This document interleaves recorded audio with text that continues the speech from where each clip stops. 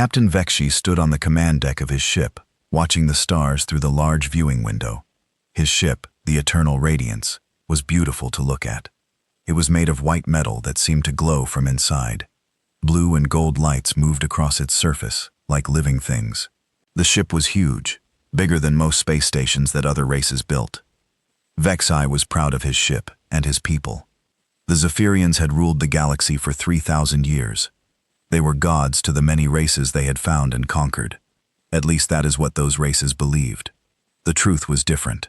The Zephyrians were not really gods. They were just very advanced aliens who had learned how to make other species think they were divine. They had technology that seemed like magic to younger races. They could make themselves look like beings of pure light. They could speak directly into other people's minds. They could move objects without touching them and create energy from nothing. To primitive species, these abilities made the Zephyrians appear to be gods. And the Zephyrians liked it that way. Being worshipped was much easier than fighting wars. When a species thought you were a god, they gave you whatever you wanted. They built temples for you. They gave you their best resources. They followed your every command without question. Vexi had been doing this job for over 200 years. He was what his people called a divine herald. His job was to find new species and make them believe the Zephyrians were gods. He was very good at his work. In his career, he had brought 23 different species under Zephyrian control. Not one of them had ever questioned his divine nature. The process was always the same. First, his scouts would find a new species that had just developed space travel. The Zephyrians liked to catch races at this stage because they were still young and easy to impress. Then Vexi would take his ship to their worlds and perform the Divine Revelation Protocol. The Divine Revelation was a carefully planned show. Vexi would make his ship appear in the sky with bright lights and strange music. He would project himself as a giant figure of golden light above their cities. He would speak to their minds in their own language, telling them that they had been chosen for a great honor. He would perform miracles that seemed impossible to their primitive science. The results were always the same. The new species would fall to their knees in fear and wonder. They would declare the Zephyrians to be gods and beg for their wisdom and protection. Within a few months, they would be building temples and sending tribute ships full of resources to the Zephyrian Empire. It was a perfect system that had worked for thousands of years. The Zephyrian Empire now controlled 17 star systems and ruled over dozens of different species. All of them worshipped the Zephyrians as divine beings who had blessed them with their presence. But today, Vexi was thinking about something new. His ship's sensors had detected another young species at the edge of Zephyrian space. The reports from his scouts were interesting. These beings called themselves humans, and they had recently developed faster-than-light travel. They were expanding rapidly from their home system, building colonies, and exploring new worlds. What made the humans particularly interesting was how quickly they were advancing. Most species took hundreds of years to go from first spaceflight to interstellar travel. The humans had done it in less than 50 years. They were also different in other ways. While most species focused on one type of technology, humans seemed to develop everything at once. They had advanced computers, powerful weapons, fast ships, and complex machines. The scout reports also mentioned something unusual about human behavior. Unlike most species, humans seemed to question everything. They had dozens of different governments, hundreds of different religions, and thousands of different ways of thinking about the universe. This diversity made them unpredictable, but it also made them potentially valuable to the Empire. Vexi was reading through the latest report when his communications officer approached. The officer was named Zira, and she had been with Vexi for many years. Like all Zephyrians, she was tall and thin, with pale blue skin and large silver eyes. She wore the white robes that marked her as a member of the Divine Fleet. "Captain," Zara said, bowing her head respectfully, "we have received new orders from the Council of Ascended Ones." Vexi turned from the window to face her. The Council of Ascended Ones was the governing body of the Zephyrian Empire. They were the oldest and most powerful Zephyrians, and they made all the important decisions about which species to contact and how to control them. "What do they command?" Vexi asked. Sathara handed him a crystal data tablet. "They want us to make contact with the humans immediately. The Council believes this species has great potential. Their rapid advancement and large population could make them very valuable tribute providers. Vexai read through the orders carefully. The council wanted him to follow standard protocol. He was to approach the largest human colony outside their home system and perform the divine revelation. The humans were to be brought into the Empire as quickly as possible. The council also notes, Zathara continued, that this species seems to be naturally warlike. The humans have been fighting wars among themselves for their entire history. The council believes that divine intervention will be particularly welcome to such a violent species. Vexi nodded. Warlike species were often the easiest to convert. They were used to following strong leaders, and they respected power above all else. When faced with beings who seemed to have unlimited power, they usually submitted quickly and completely. Set course for the human colony, designated as New Jubralar, Vexai ordered, and begin preparing the divine revelation protocol. We will show these humans what real power looks like. The crew moved quickly to follow his orders. The eternal radiance turned toward human space, its engines creating trails of beautiful light as it moved. The ship could travel faster than most species thought possible. It would reach New Jubralar in just a few days. As they traveled, Vexai studied everything the scouts had learned about humans. The species had evolved on a world they called Earth. It was a planet with many different environments, which explained why humans were so diverse and adaptable. They had developed in isolated groups for thousands of years before developing technology that let them communicate across long distances. This isolation had created many different human cultures, languages, and belief systems. Some humans believed in one god, others believed in many gods, and some believed in no gods at all. This variety might make the divine revelation more complex than usual, but Vexai was confident it would still work. Every species had some concept of divine beings, and humans seemed to be no exception. The colony of New Jubralar was located on a planet in a system humans called Kepler 442. It was their largest settlement outside the Sol system, with over 2 million inhabitants. The planet was mostly covered by oceans, with several large continents. The humans had built their main city on the largest continent, near a natural harbor, that reminded them of places on their home world.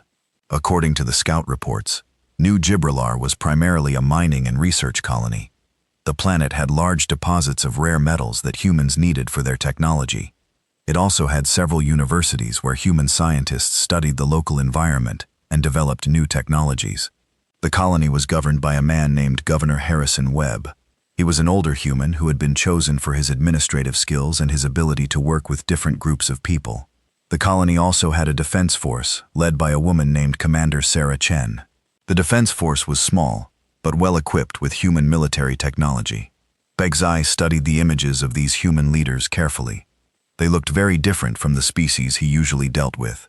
Humans were shorter than Zafirans, but more heavily built.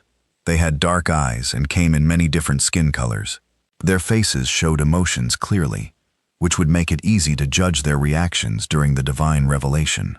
As the eternal radiance approached New Jubralar, Vexai made final preparations for the contact. He ordered his technicians to prepare the holographic projectors that would make him appear as a being of pure light. He had his communication systems ready to broadcast directly into human minds, using psionic amplifiers. He prepared the energy manipulation systems that would let him perform impressive displays of power. Everything was ready for another successful divine conquest. Vexai had no doubt that the humans would react like every other species before them. They would be afraid at first, then amazed, then worshipful. Within hours, they would be building altars and begging for the wisdom of their new gods. The ship's sensors detected New Jubralar ahead.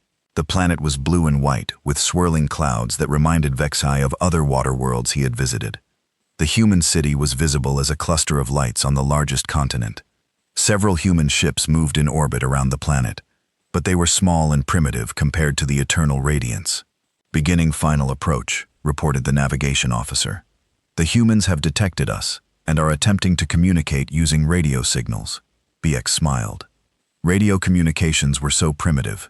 The humans were trying to talk to him using electromagnetic waves, like he was just another spaceship. They had no idea they were about to meet their gods. "Ignore their communications," Vexai ordered. "Begin the divine revelation protocol.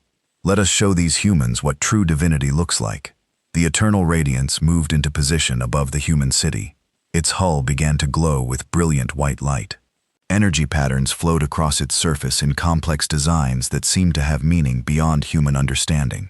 The ship itself began to change shape, becoming less like a machine and more like a living thing made of pure energy. Vexai took his position at the center of the command deck. Around him, holographic systems activated and psionic amplifiers powered up. He felt the familiar surge of artificial enhancement that made him seem godlike to primitive species. His consciousness expanded beyond his physical body, becoming something vast and powerful.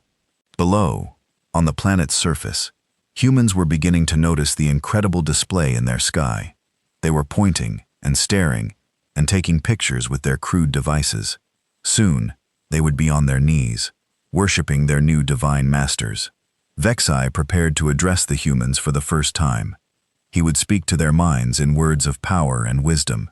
He would show them miracles that would convince them of his divine nature. He would begin the process that would bring humanity into the Zopirian Empire as willing servants and tribute providers. The divine revelation was about to begin, and Vexi was confident it would succeed, just like all the others before it. After all, no species had ever failed to recognize the obvious divinity of the Zopirians. These humans would be no different.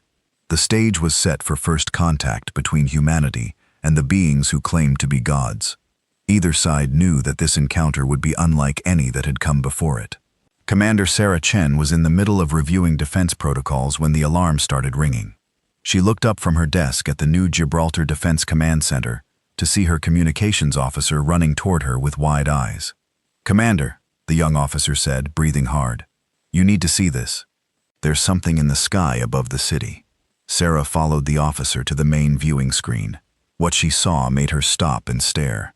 A massive ship hung in the air above New Gibraltar's capital city, but it was not like any ship she had ever seen before. It seemed to be made of pure light, changing colors from white to gold to blue. Energy patterns flowed across its surface in ways that seemed impossible, according to everything she knew about physics. "How big is it?" Sarah asked. "Our sensors say it's over 3 kilometers long," replied Lieutenant Martinez, her tactical officer. "But the readings keep changing. Sometimes it appears solid. Sometimes it looks like it's made of energy. Our instruments can't get a clear reading on its composition." Sarah frowned. She had been a military officer for 15 years and had seen many strange things in space. But this was different. The ship didn't follow any design principles she recognized. Human ships were built for function. Strong hulls, efficient engines, practical weapon systems. This ship looked more like a work of art than a machine. "Have they responded to our communications?" she asked. "No, Commander. We've tried every frequency we know. They're not answering on radio, laser communications, or quantum channels. It's like they're ignoring us completely." Sarah's training told her to be cautious. An unknown ship that appeared without warning and refused to communicate was a potential threat. She was about to order the defense systems to active status when something incredible happened. The ship began to glow brighter. The light became so intense that people throughout the city could see it clearly, even though it was the middle of the day. Then something began to form in the air above the city center. It started as a small point of golden light, but it grew rapidly until it became a figure that was over 100 meters tall. The figure looked like a man, but it was made entirely of golden light. It had no features that Sarah could clearly see, but somehow it gave the impression of great age and wisdom. When it moved, trails of light followed behind it like a comet's tail. The figure raised its arms, and the light became even brighter. Then it spoke, but it didn't speak with sound. Instead, the words appeared directly in Sarah's mind, and she could tell from the looks on her officers' faces that they were hearing the same thing. "People of Earth," the voice said inside their heads, "I am Vexai, herald of the Ascended Ones. Your species has been chosen for a great honor. We have watched your progress across the stars, and we are pleased with what we have seen." Sarah felt a strange pressure in her mind as the voice continued. It was as if something was trying to push its way into her thoughts, making her want to listen and believe without question. "Do not be afraid," the voice continued. "We are the beings your ancestors called gods. We have guided the development of countless species across the galaxy. Now we offer the same gift to humanity. Kneel before us, and we will share with you the secrets of the universe." Around the command center, Sarah watched in shock as several of her officers fell to their knees. Their eyes had become vacant, and they were staring up at the golden figure with expressions of wonder and worship. Even Lieutenant Martinez, who Sarah had always considered one of her most level-headed officers, was starting to kneel. But Sarah remained standing. Something about this whole situation felt wrong to her. The voice in her head was compelling, but her scientific training made her analyze what she was experiencing, rather than simply accepting it. The figure was impressive, but Sarah noticed things that didn't fit with the idea of a divine being. For one thing, the light patterns weren't random. They followed specific sequences that reminded her of holographic projections. The voice in her head felt artificial too, like it was being transmitted through some kind of technology, rather than supernatural power. "Martine," she said quietly to her tactical officer, who was still on his knees. "Run a full spectrum analysis on that figure. I want to know what it's really made of." Martinez blinked and seemed to come back to himself. He looked embarrassed as he got back to his feet and moved to his console. "Right away, Commander." Meanwhile, the golden figure continued its speech to the city below. Throughout New Jalter, people were coming out of their buildings to stare up at the incredible sight. Many of them were falling to their knees, just like Sarah's officers had done. "We offer you protection from the dangers of the galaxy," the voice said. "We offer you knowledge that will advance your civilization by thousands of years. We offer you a place in our great empire where you will want for nothing. All we ask in return is your worship and your loyalty." Sarah watched her instruments carefully as Martinez ran his analysis. The results were interesting. The figure was indeed a holographic projection, created by some kind of advanced technology. The ship itself was solid, but it was using energy fields to change its appearance and make it seem more mysterious than it really was. More importantly, the voice in their heads was being transmitted using a form of technology that affected brain chemistry. It was designed to make people feel compelled to believe and obey. It was sophisticated, but it was still just technology. Commander Martinez whispered, "The analysis is complete. That thing up there isn't a god. It's a very advanced hologram, and the voice in our heads is coming from some kind of psionic transmitter." Sarah nodded grimly. She had suspected as much. These beings, whoever they were using advanced technology to impersonate gods. The question was why. The answer became clear when the golden figure began making specific demands. It wanted the humans to build a temple in the center of the city. It wanted them to gather all their most valuable resources and prepare them as tribute. It wanted their leaders to come forward and pledge their loyalty to the Ascended Ones. This wasn't divine intervention. This was conquest, disguised as religious contact. Sarah looked around the command center and saw that most of her officers were still under the influence of the alien technology. They were nodding along with everything the figure said, ready to carry out its commands without question. But not all of them were affected. Sarah noticed that the officers with the most military training seemed to be resisting the mental influence better than others. Their disciplined minds were fighting against the alien technology. She moved carefully from officer to officer, quietly shaking those who seemed most capable of independent thought. One by one, she helped them break free from the mental influence by pointing out the technological nature of what they were experiencing. "Listen to me," she whispered to each of them. "This isn't magic. It's just advanced technology. Fight it." Slowly, a small group of her officers came back to full awareness. They looked shocked and angry when they realized how they had been manipulated. "What do we do, Commander?" asked Sergeant Kim, one of her most trusted soldiers. "Most of the city is already under their influence." Sarah looked out at the city where thousands of people were kneeling in worship of the golden figure. She could see construction crews already beginning to work on the temple the aliens had demanded.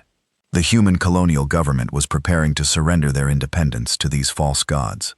"First, we need to warn Earth," Sarah said quietly. "Send a coded message to Earth Defense Command. Tell them we have hostile aliens, using advanced psychological warfare technology to conquer human colonies." "What about the people here?" asked Martinez. "How do we free them from this influence?" Sarah thought carefully. The alien technology was powerful, But it wasn't perfect. People with strong wills and analytical minds could resist it, especially if they understood what was happening to them. "We start by spreading the truth," she said. "These beings aren't gods. They're just advanced aliens, using technology to control us. If we can get that message to enough people, some of them will be able to break free." But even as she said it, Sarah knew it would be difficult. The aliens had been very clever in their approach. They had offered humanity everything they wanted: protection, knowledge, advancement, in exchange for worship and tribute. For most people, it would seem like an easy choice. The golden figure continued its performance for several more hours.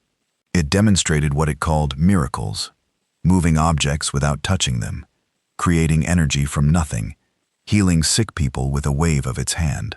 To most observers, these displays seemed to prove the figure's divine nature. But Sarah and her small group of resistant officers watched everything through their instruments. Each miracle had a technological explanation. The object movement was done with tractor beam technology. The energy creation used advanced power systems. The healing was accomplished with medical nanobots delivered through the air. It was all very impressive technology, far beyond what humans currently possessed. But it wasn't magic, and it wasn't divine power. As the day went on, Sarah watched the colony's leadership fall completely under the aliens' influence. Governor Webb made a public announcement that New Gibraltar would join the Divine Empire and begin construction of tribute ships immediately. The colony scientists began working on projects the aliens had assigned to them. Only Sarah's small group remained free from the mental influence, and they had to be very careful not to reveal their resistance. If the aliens discovered that some humans were immune to their control, they might use more direct methods of conquest. That evening, Sarah gathered her resistant officers for a secret meeting in a shielded room deep underground. They had managed to send their warning message to Earth, but it would take weeks for any response to arrive. "We need to document everything," Sarah told them. "Every aspect of their technology, every weakness we can find. When Earth responds, they'll need all the information we can give them." "Do you think Earth will send help?" asked Sergeant Kim. Sarah looked out the window at the city, where construction on the alien temple was proceeding rapidly under floodlights. The golden figure had disappeared, but the massive alien ship still hung in the sky above them, like a constant reminder of their new masters.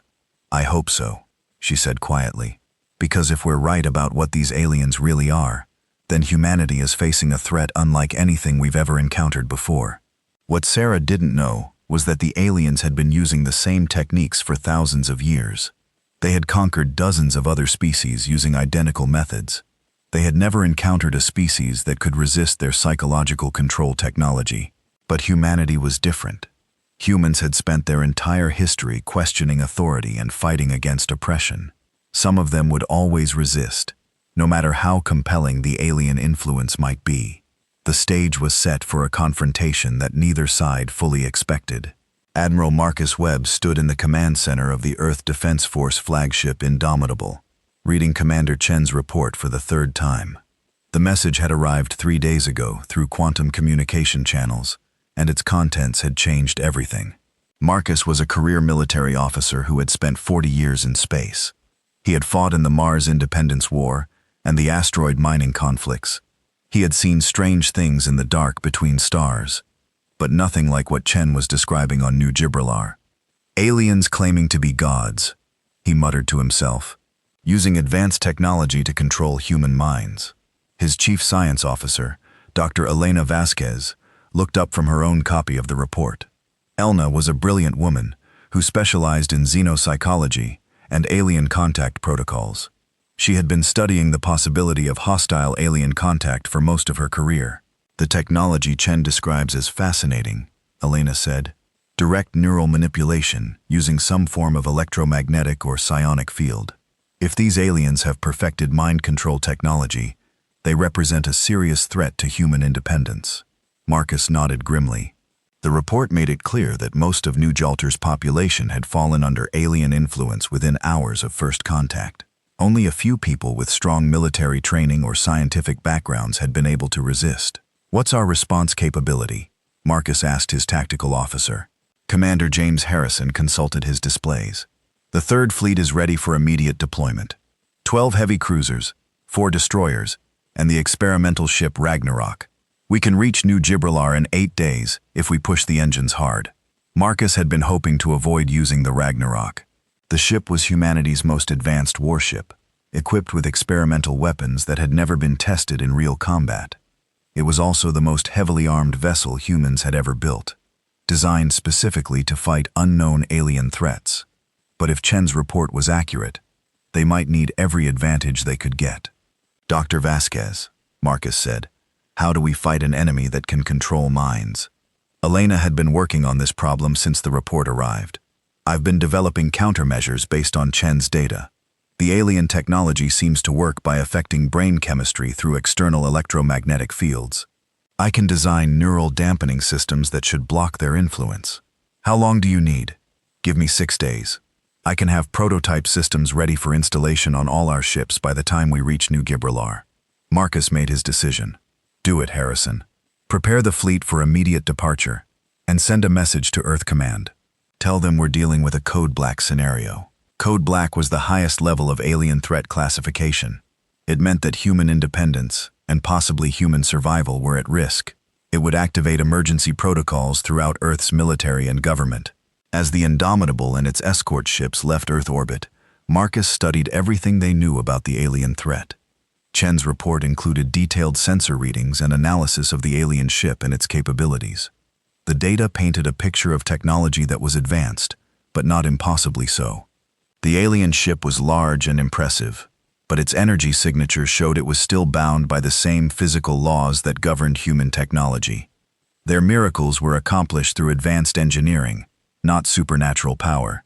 Most importantly, the aliens seemed to rely entirely on their mind control technology for conquest. They had made no attempt to use conventional weapons or show superior military force.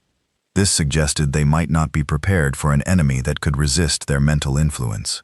"They've probably been using the same tactics for centuries," Elena observed during one of their strategy sessions. "Find a primitive species, convince them you're gods, accept their worship and tribute.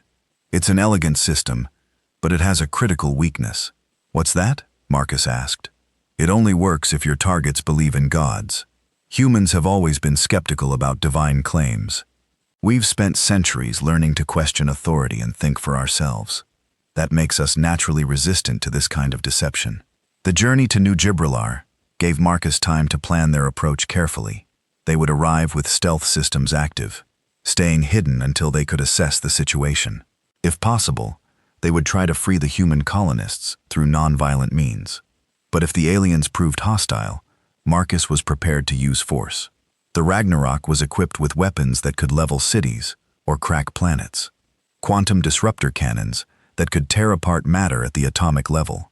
Kinetic bombardment systems that could drop tungsten rods from orbit with the force of nuclear weapons. Nanite swarms that could disassemble enemy ships molecule by molecule. Marcus hoped he wouldn't need to use any of these weapons. But if the aliens threatened humanity's freedom, he would not hesitate to protect his species. On the 6th day of their journey, Dr. Vasquez completed her neural dampening systems.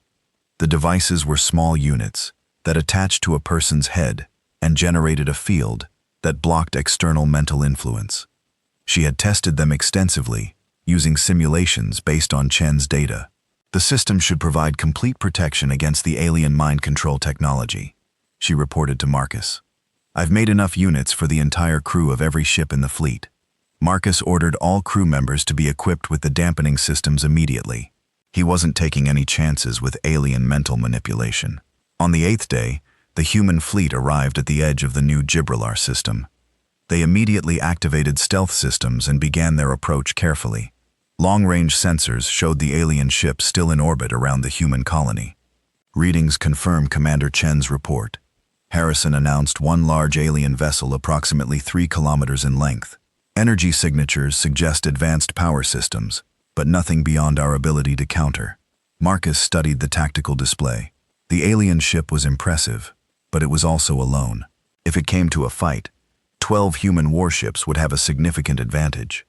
"Any sign of additional alien vessels?" Marcus asked. "Negative, sir. Sensors show only the one ship, but Admiral, you should see this." Harrison activated the main viewing screen. showing them the surface of New Gibraltar. The human city had changed dramatically since Chen's report.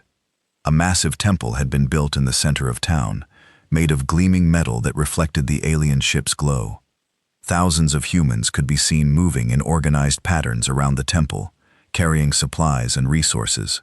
"They're building tribute ships," Elena observed, loading them with raw materials and manufactured goods. The entire colony has been turned into a resource extraction operation for the aliens. Marcus felt anger building inside him. These aliens had conquered a human colony using deception and mind control. They were treating humans like slaves, forcing them to work for alien benefit. "Take us in closer," Marcus ordered. "I want to get a better look at their ship before we make contact." As the human fleet moved deeper into the system, their sensors gathered more information about the alien vessel. The ship's hull was made of an unknown metal that seemed to store and redirect energy. Its weapon systems appeared to be primarily energy-based, powerful, but limited in range and effectiveness. More importantly, the ship showed no signs of detecting the approaching human fleet. Their stealth systems were working perfectly. "Admiral," the communications officer reported, "I'm detecting coded transmissions from the planet's surface. Someone down there is trying to contact us." Marcus smiled grimly. "That would be Commander Chen. Put her through." Chen's face appeared on the communication screen. She looked tired and stressed, but her eyes were alert and determined. "Admiral Webb," she said quietly, "thank God you're here. The situation is worse than my initial report indicated. The aliens have complete control over most of the population. Only about 30 of us have remained free from their influence." "What's the alien response capability?" Marcus asked.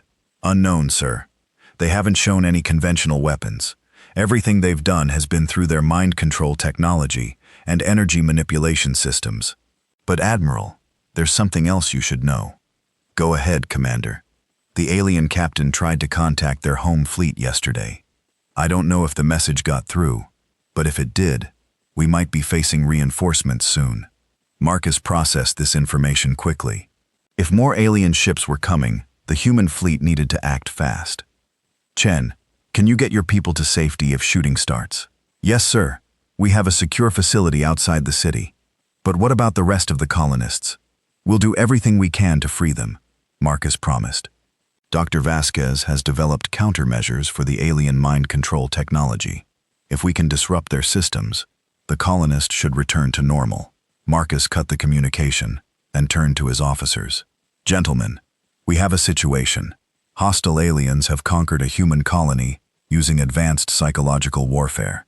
They're treating our people as slaves and may be calling for reinforcements." He looked around the command center at the faces of his crew. These were professional military officers who had sworn to protect humanity from all threats. "Our mission is simple," Marcus continued. "We're going to free those colonists and send these false gods a message they'll never forget. Any questions?" There were no questions. Every officer on the bridge understood what needed to be done. "Harrison, take us out of stealth and broadcast on all frequencies. Let's introduce ourselves to these aliens properly." The human fleet dropped their stealth systems and appeared suddenly in the space above New Gibraltar. 12 heavily armed warships materialized, as if from nowhere, surrounding the alien vessel. Marcus activated the fleet communication systems and broadcast on every frequency he could reach. "Attention, alien vessel. This is Admiral Marcus Webb of the Earth Defense Force. You are in violation of human territorial space and have committed acts of aggression against human civilians. You will release the human colonists immediately and withdraw from this system." For a moment, there was no response from the alien ship. Marcus could imagine the shock and confusion on their bridge as they realized they were facing an enemy they hadn't expected. Then the golden figure appeared again, above New Gibraltar's city. But this time, it wasn't speaking to the human colonists. It was speaking directly to the human fleet. "I am Vexai, herald of the Ascended Ones," the voice said in their minds. "You dare to challenge beings of divine power? Kneel before us, and we may show mercy for your ignorance." Marcus felt the pressure of the alien mental influence trying to push into his mind. But Dr. Vasquez's neural dampening system blocked it completely. Around the bridge, his officers remained alert and unaffected. "Your mind control technology doesn't work on us," Marcus broadcast back. "We know what you really are. You're not gods. You're just another species with advanced technology. And now you're going to learn what happens when you threaten humanity." The alien ship began to glow brighter, energy patterns flowing across its hull in what was probably meant to be an intimidating display. The golden figure above the city grew larger and more menacing. But Marcus and his crew were not impressed. They had seen their own holographic technology and energy weapons. What the aliens were doing was advanced, but it wasn't magical. "Last warning," Marcus broadcast. "Release the humans and withdraw, or we will consider you a hostile force and respond accordingly." The alien response came not in words, but in action. Brilliant beams of energy lanced out from their ship toward the Indomitable. The attacks were powerful and beautiful, but the human ship's shields absorbed them easily. Marcus turned to his tactical officer with a cold smile. "Harrison, you may fire when ready." The battle began with a display of light and energy that could be seen from the surface of New Gibraltar. The alien ship, the Eternal Radiance, unleashed everything it had against the human fleet. Beams of pure energy struck the human ships, creating brilliant explosions that lit up the darkness of space. Captain Vexi stood on his command deck, confident that his divine power would quickly destroy these rebellious humans. For 3,000 years, no species had ever challenged the Zephyrans directly. The very idea was unthinkable. "Increase power to all weapon systems," Vexi ordered his crew. "Show these primitives the true strength of the gods." The Eternal Radiance's energy weapons fired again and again. Each blast was powerful enough to destroy a city on most worlds. The light show was spectacular, designed to inspire fear and awe in anyone who witnessed it. But the human ships absorbed the attacks easily. Their shields flickered and glowed under the assault, but they held firm. The advanced energy weapons that had terrorized dozens of species were barely scratching the human defenses. Admiral Marcus Webb watched the alien attack from the bridge of the Indomitable with professional interest. The alien weapons were impressive in their visual effects, but they were surprisingly weak in actual combat power. "Energy weapons only," he observed to his tactical officer. "No kinetic weapons, no missiles, no plasma cannons. They're not built for real combat." Commander Harrison nodded as he analyzed the alien attacks. "Their weapons seem designed more for intimidation than destruction, sir. All flash and no substance." This made sense to Marcus.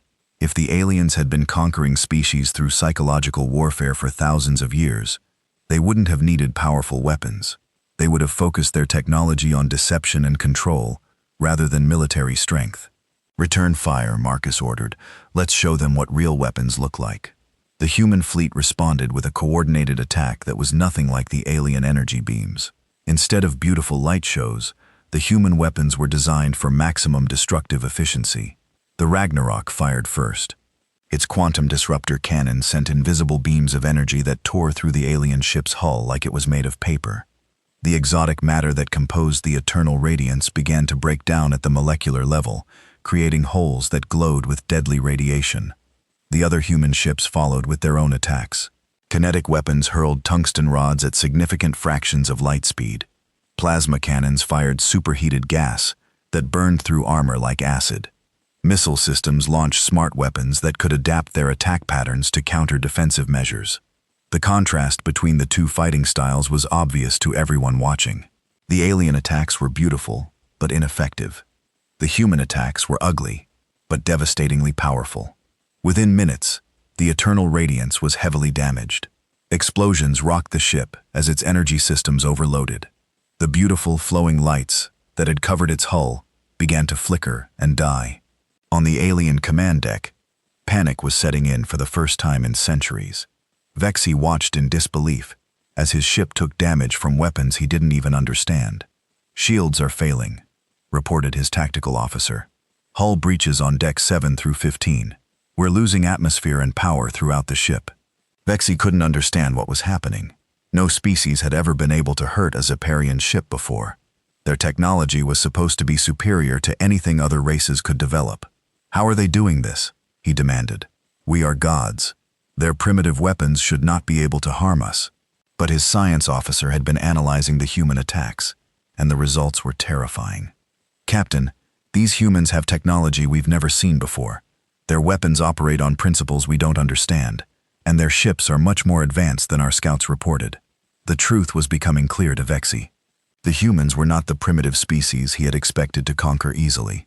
Somehow they had developed military technology that was superior to anything the Zepyrans possessed. Attempt to escape, Vexy ordered desperately. Full power to engines. But it was too late. The human ships had surrounded the Eternal Radiance completely. When the alien ship tried to flee, they were ready for it. The Indomitable fired a spread of quantum torpedoes that struck the alien ship's engine section. The exotic matter that powered the Zephyran drive systems destabilized, creating a chain reaction that crippled the ship completely. The Eternal Radiance went dark. Its beautiful energy patterns died out, leaving only a damaged metal hull drifting helplessly in space. For the first time in 3 millennia, a Zephyran ship had been defeated in battle. But the battle had effects beyond just military victory. On the surface of New Gibraltar, thousands of human colonists who had been under alien mental control suddenly found themselves free. The alien mind control technology required enormous amounts of power to maintain, and that power came from the ship's main reactors. When the human attack damaged those systems, the psychological influence over the colonists was broken immediately. Commander Sarah Chen, watching from her hidden observation post, saw the change happen instantly. One moment the colonists were working like slaves to build tribute ships for their alien masters. The next moment, they were looking around in confusion, wondering why they were kneeling in worship. Of a golden hologram, the mind control is breaking down, she reported to Admiral Webb. People are returning to normal throughout the city. On D, the command deck of the Indomitable, Marcus felt a surge of satisfaction. They had not only defeated the alien ship, they had freed the human colonists without harming them. But Marcus was a careful military commander. He knew the battle wasn't over yet. Dr. Vasquez scanned that alien ship. Are there any survivors? Elena worked at her science station, using every sensor the human fleet possessed to examine the damaged alien vessel. Life signs confirmed. Admiral, the ship is heavily damaged, but still has atmosphere in some sections. I'm reading approximately 200 alien life forms still alive. Marcus considered his options. He could finish destroying the alien ship, ensuring that none of its crew survived to report back to their home empire. Or he could attempt to capture some of the aliens for interrogation and study. The decision was made easier when his communications officer spoke up. Admiral, we're receiving a transmission from the alien ship. They're asking to surrender. Marcus raised an eyebrow. In all his years of military service, he had never had an enemy asked to surrender before even trying to negotiate. Put them through, he ordered. Captain Vexy appeared on the main screen, and Marcus got his first good look at one of the beings who claimed to be gods. The alien was tall and thin with pale blue skin and large silver eyes. He wore white robes that were now torn and stained with some kind of purple blood. But what struck Marcus most was the expression on Vexy's face. It was pure terror. This was not a being who expected to be worshipped. This was someone who had just learned what it felt like to be completely outmatched by a superior enemy. I am Captain Vexy, of the Zephyran Empire, the alien said, his voice shaking. I formally request terms of surrender. Please do not destroy my ship. We yield to your superior power. Marcus studied the alien captain carefully. Vexy was clearly terrified, but he was also confused. The alien seemed unable to understand how he had been defeated so easily. I am Admiral Webb, of the Earth Defense Force. Marcus replied coldly. Before I consider any terms of surrender, I want answers. How many human colonies have you attacked? How many other species have you enslaved with your mind control technology? Vexy looked even more frightened at these questions. We have guided many species to enlightenment over the millennia. 17 star systems acknowledge the wisdom of the Ascended Ones, but we are not conquerors. We are divine beings, offering guidance to younger races. Marcus felt anger building inside him. Even now, facing defeat and possible death, this alien was still trying to maintain his lies about being a god. You're not gods, Marcus said firmly. You're slavers using advanced technology to control other species, and that ends now. But before Vexy could respond, alarms began sounding on both the human and alien ships. Long-range sensors had detected something new approaching the system. Admiral, Commander Harrison reported urgently. We have multiple contacts incoming. Large ships moving fast. They'll be here in less than an hour. Marcus turned to Dr. Vasquez. Analysis. Elena studied the sensor readings carefully. The energy signatures matched the damaged alien ship. It looks like Captain Vexice's call for help was successful. I count at least 15 ships, all larger than the one we just defeated. Marcus felt a chill run down his spine. His small fleet had barely defeated one alien ship. Now they were facing 15 more, and these new arrivals would be prepared for battle. On the alien communication channel, Vexi was smiling for the first time since the battle began. The divine fleet comes, he said with growing confidence. You may have defeated one ship through treachery and luck, but you cannot stand against the full power of the ascended ones. Marcus cut the communication channel and turned to his officers. They were facing a crisis that could determine the fate of not just New Gibraltar, but possibly all of humanity. Options? He asked tersely. Commander Harrison consulted his tactical displays. We could retreat back to Earth and warn them to prepare defenses. Or we could stay and fight, but the odds would not be in our favor. Dr. Vasquez spoke up from her science station. Admiral, there's a third option. If we can capture some of their technology and learn how their systems work, we might be able to turn their own weapons against them. Marcus looked out at the damaged alien ship floating helplessly in space. It contained technology that humanity had never seen before. If they could understand how it worked, it might give them the edge they needed against the incoming alien fleet. But they had less than an hour before the new alien ships arrived. It would be a race against time to board the alien vessel, capture its technology, and prepare for a battle that would determine whether humanity remained free or became another species enslaved by false gods. Harrison, prepare boarding teams, Marcus ordered. Dr. Vasquez, I want you personally leading the technology capture mission. We're going aboard that alien ship and we're going to learn everything we can about how they work. The next hour would determine whether humanity's first interstellar war would end in freedom or slavery. Dr. Elena Vasquez moved quickly through the damaged corridors of the alien ship, her boarding team following close behind. They had less than 40 minutes before the Zephyrian reinforcements arrived, and she needed to understand as much as possible about their technology in that short time. The interior of the Eternal Radiance was unlike anything she had ever seen. The walls seemed to be made of the same energy-conductive metal as the hull, but they glowed with soft patterns of light that pulsed like a heartbeat. The architecture was flowing and organic, more like the inside of a living creature than a machine. This way, she told her team, following her scanner toward the ship's main computer core. The captain's bridge should have the information we need. Behind her, the boarding team moved with military precision. They were Marines trained for hostile environments, equipped with the best armor and weapons humanity could produce. Each soldier also wore one of Elena's neural dampening devices to protect them from any remaining alien mind control technology. The ship's corridors were filled with a strange mist that Elena's instruments identified as a complex mixture of gases designed to maintain the alien atmosphere. It wasn't poisonous to humans, but it made everything look dreamlike and mysterious. They encountered their first group of alien survivors near the ship's center. 3 Zephyrians were huddled in a side corridor, tending to their wounded. When they saw the human boarding party, they reacted with obvious fear. Elena held up her hand to signal her Marines to hold their fire. She activated her translation device and spoke to the aliens in their own language. "We're not here to hurt you," she said. "We need information about your technology. Cooperate with us, and you'll be treated well." The lead alien, a female with pale blue skin and silver eyes, looked at Elena with confusion and terror. You speak our language. How is this possible?" "We're very good at learning," Elena replied. "What's your name?" "I am Zarin, Communications Officer of the Divine Fleet," the alien said hesitantly. "But you cannot be here. Mortals cannot board the ships of the gods," Elena sighed. Even after their complete military defeat, these aliens were still clinging to their delusions about being divine beings.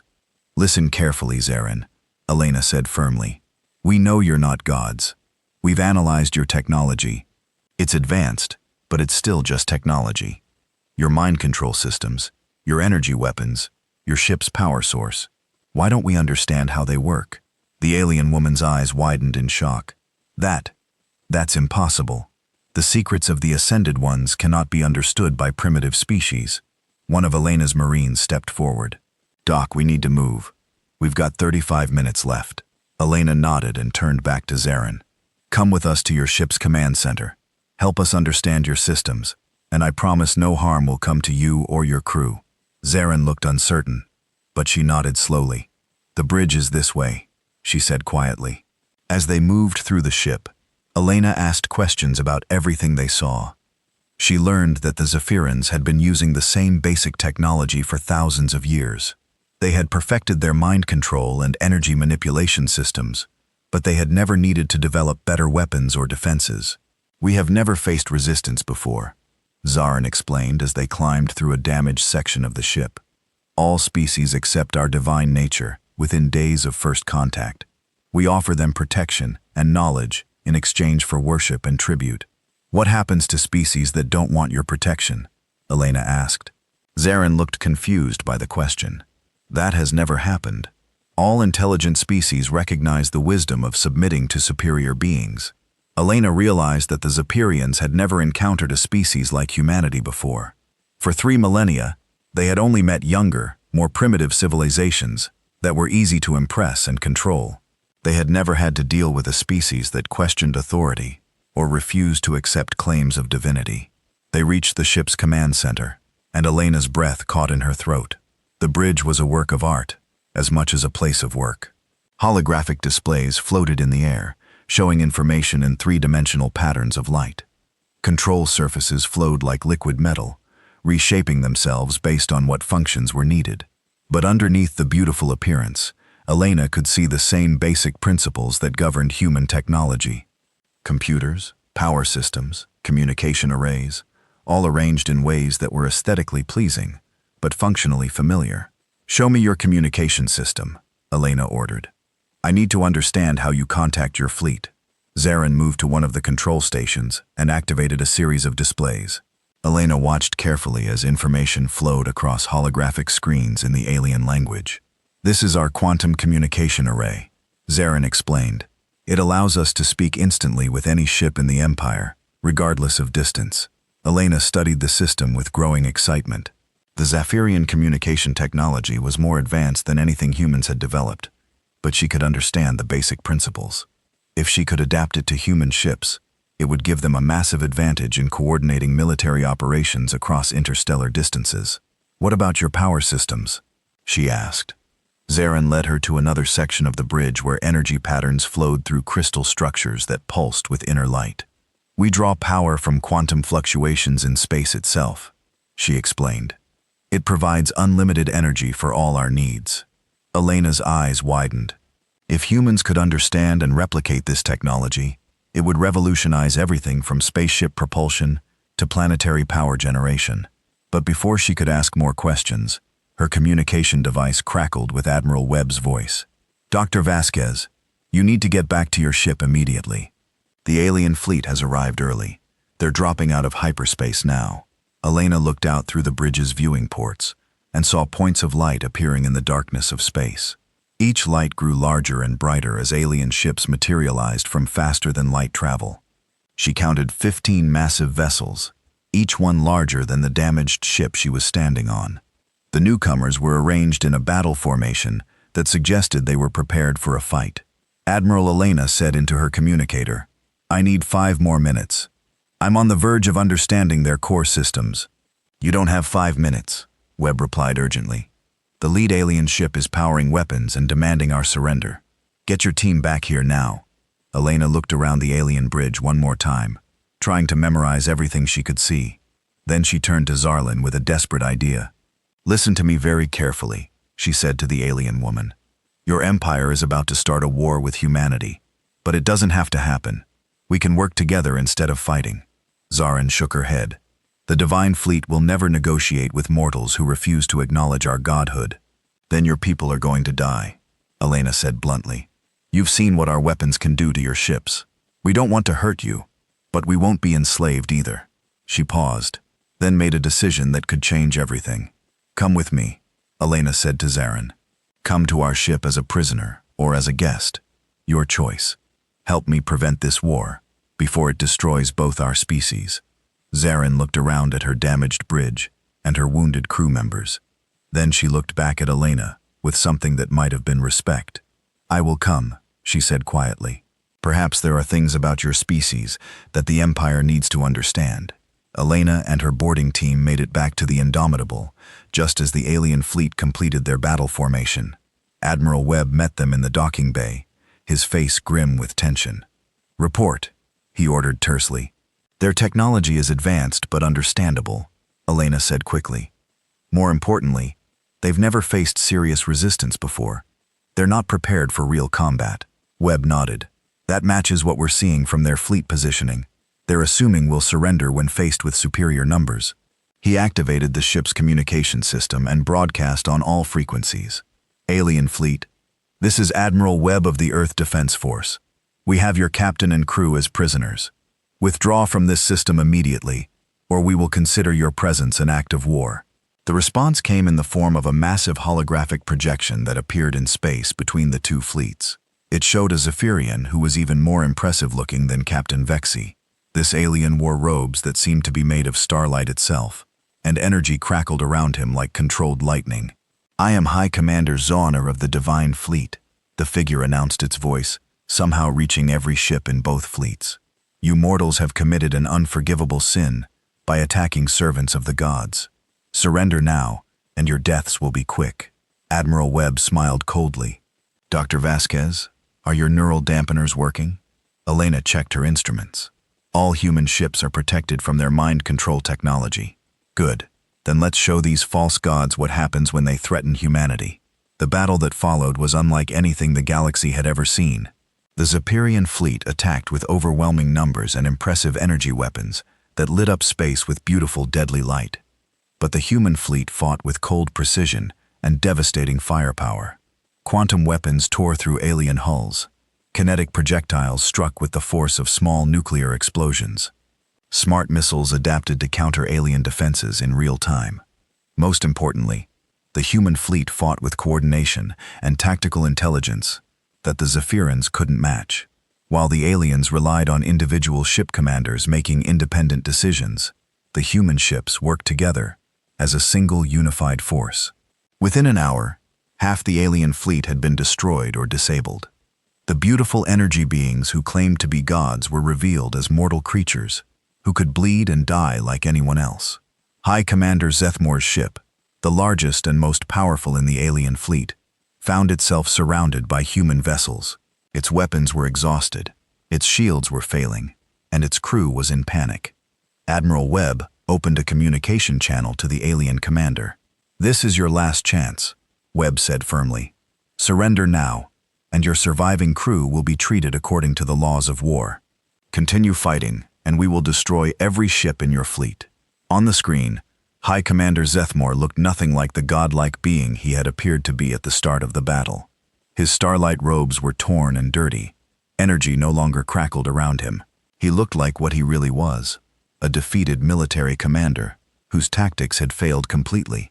"How would I surrender?" Zor said, his voice barely a whisper. "The Divine Fleet yields to the humans." The words were broadcast across all remaining alien ships, and one by one, they powered down their weapons and admitted defeat. But Admiral Webb wasn't finished yet. He had one more message to send. "Attention, Zoparian Empire." He broadcast on the alien communication frequencies. "This is Admiral Marcus Webb of the Earth Defense Force. Your fleet has been defeated. Your false claims of divinity have been exposed. From this day forward, humanity will patrol this region of space.